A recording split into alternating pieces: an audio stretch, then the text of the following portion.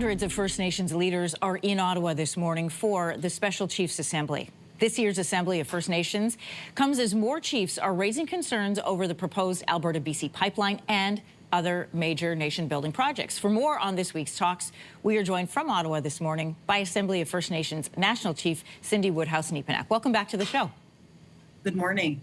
Good morning to your listeners. Prime Minister Mark Carney is going to address the Special Chiefs Assembly this afternoon. As a reminder to everyone, his speech to the First Nations Summit in July had some mixed reviews. First of all, what are you hoping to hear from the Prime Minister today, and what kind of sentiment is he facing when he walks into that room? Absolutely. Look, it's his first Assembly of First Nations event with us, so we're thankful that he's coming.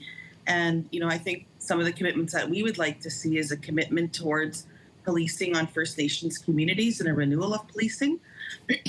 We also want a commitment on, you know, we introduced the water legislation. Lots of work went into the First Nations drinking water, wastewater, you know, that bill in last Parliament sitting. And, you know, that's to the wayside now. So we want a renewed commitment to get that work restarted and done. And of course, we have to talk about our relationship within this country. We've got, you know, the provinces that we had met with this summer, they had a commitment to sit down with First Nations and have a First Nations specific, you know, First Ministers meeting to talk about some of the issues that we deal with in this beautiful country that we've all created together. First Nations are foundational partners. We love Canadians. We love this country. We stand up for this country when it comes to, you know, World War I, World War II, during the pandemic, during Afghanistan, and now recently, now we stand united with Canadians against Trump's illegal tariffs. But at the same time, we need to make sure that we talk about really difficult issues, such as the creation of this country and how that has impacted First Nations people. So we call on the Prime Minister as well to commit to the First Ministers meeting with the premiers around the table and First Nations around the table. Picking up on your points of relationship and being foundational partners, especially when we're talking nation building. Back in June, I asked you how you believe Prime Minister Mark Carney's government views Indigenous consultation. British Columbia Coastal First Nations chiefs say they were not part of developing this memorandum of understanding between Canada and Alberta when we're talking about a pipeline headed through BC. How does this issue of consultation versus consent sit with you, and what is the place for that in this discussion this week? Look, I think that Canada can create all the MOUs, advisory offices, project offices that they want, but there's no getting around the rights holders. And that's why I think that it's so important to sit down and have an actual voice in this country. I think that it's time, and First Nations have been left out to the wayside for far too long. And we look forward to talking about that renewal of that relationship and to make sure that we're moving in a good way.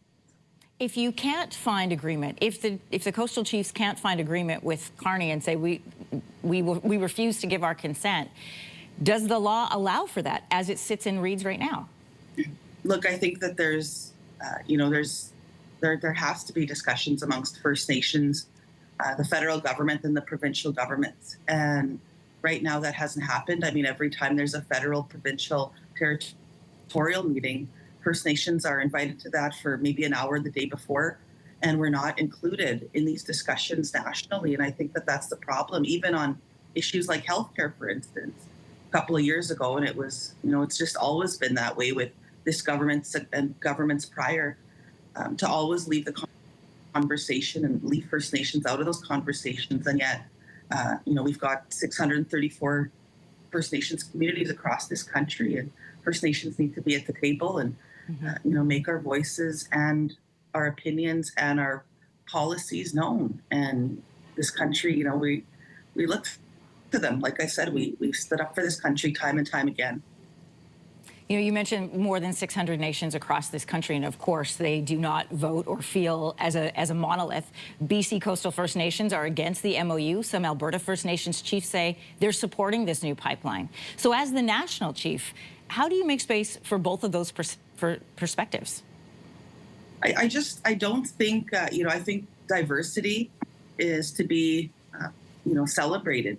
And I don't think that it should be tried to use as a wedge between, you know, one group over another. I know that groups will have different opinions on different projects, But that's why it's so important that you speak to First Nations directly right away when you're going to, develop or thinking of develop, that you're developing anything, that you're speaking to the First Nations impacted right away. And I think that makes a whole difference. And I believe that relationships matter. And so I just think we could do things better in this country. There's making sure that free, prior, and informed consent is a major driving force. Really quickly, Cindy, the budget includes more than $2 billion to cuts in Indigenous Services Canada and Crown and Indigenous Relations and Northern Affairs. Those cuts are coming by 2030. So, Chief, what will that loss of funding mean for First Nations? Oh, it's very disappointing to hear that. I do, I do take note, though, that instead of 15%, it's 2%. However, if that's the best that we're seeing, we've got issues because we still have a $351 billion infrastructure gap for First Nations across the country when it comes to schools, when it comes to roads, when it comes to housing. These are really tough discussions to be had, but it's because of the way that this country is structured. It has hurt First Nations people time and time again, and we have to work towards that gap. There was a commitment to close that gap to 2030, and we need to keep and hold this country to that. There's a big week ahead, and you are leading a lot of it. So Assembly of First Nations National Chief Cindy Woodhouse-Nepenak, thanks for joining us, taking the time to answer our questions this morning. If you like that video, make sure to subscribe to the Your Morning YouTube feed, where you can find all kinds of new content posted every weekday morning.